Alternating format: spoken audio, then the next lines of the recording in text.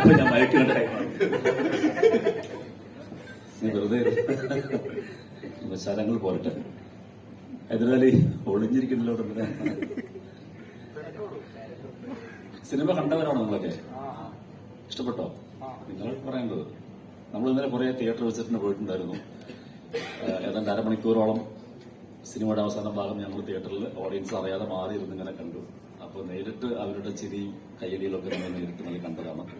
പ്രായഭേദമന്യേ നല്ല മുതിർന്ന അമ്മച്ചിമാരും അപ്പന്മാരൊക്കെ ഇന്നലെ തിയേറ്ററിലുണ്ടായിരുന്നു. എല്ലാവരും വളരെയധികം എൻജോയ് ചെയ്തു. കുട്ടികളുണ്ടായിരുന്നു തിയേറ്ററിനകത്ത്.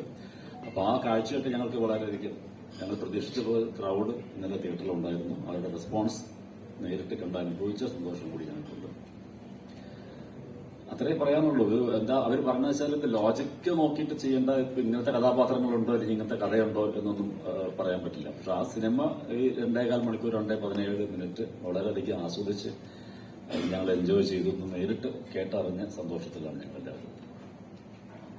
സംവിധായകൻ എന്തൊക്കെയോ കുറേ പറയാനുണ്ട്. എനിക്ക് ചോദ്യശരങ്ങളില്ലാത്തതുകൊണ്ട്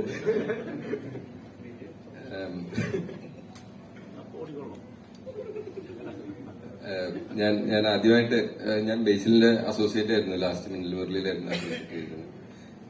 അതിനു മുമ്പ് പരസ്യങ്ങളായിരുന്നു ചെയ്തത്. പരസ്യങ്ങളും ഷോർട്ട് ഫിലിംസ് ഒക്കെ ചെയ്തിരുന്നു.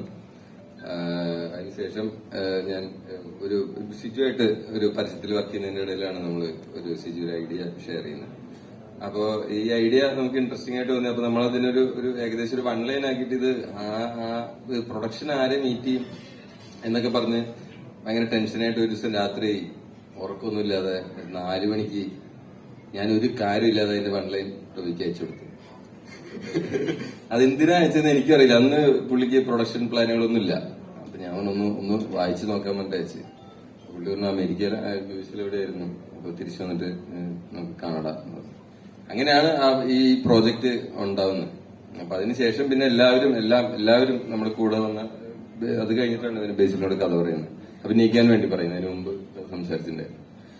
അപ്പൊ അതിനുശേഷം ആണ് പിന്നെ ഈ സിനിമയുടെ ഒരു പ്രീ പ്രൊഡക്ഷനും പിന്നീട് ഗൂഗിൾ, നമ്മുടെ എക്സിക്യൂട്ടീവ് പ്രൊഡ്യൂസർ ഗൂഗിളാണ് പിന്നെ ബാക്കിയുള്ള കാര്യങ്ങളെല്ലാം മാനേജ് ചെയ്തിരുന്നത്.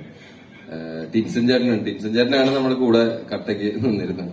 ഫുൾ പ്രൊഡക്ഷൻ പുള്ളിയാണ് ഹാൻഡിൽ ചെയ്തത്. എന്നെക്കാളും കൂടുതൽ സിനിമ കണ്ടിട്ടുള്ള ടിൻസൻ ചേട്ടനായിരിക്കും.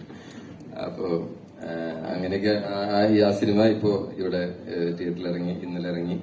ഇന്ന് അത്യാവശ്യം നല്ല റെസ്പോൺസ് കിട്ടുന്നുണ്ട്. നല്ല ഹ്യൂമർ തിയേറ്ററുകളിൽ വർക്കാവുന്നുണ്ടെന്ന് അറിയുന്നുണ്ട്. അതിലും സന്തോഷമുണ്ട്. അപ്പോ ബാക്കി സംസാരിക്കാൻ വേദിയിലേക്ക് പ്രചണ്ഡ താരത്തിനെ ക്ഷണിച്ചു കൊടുക്കണം.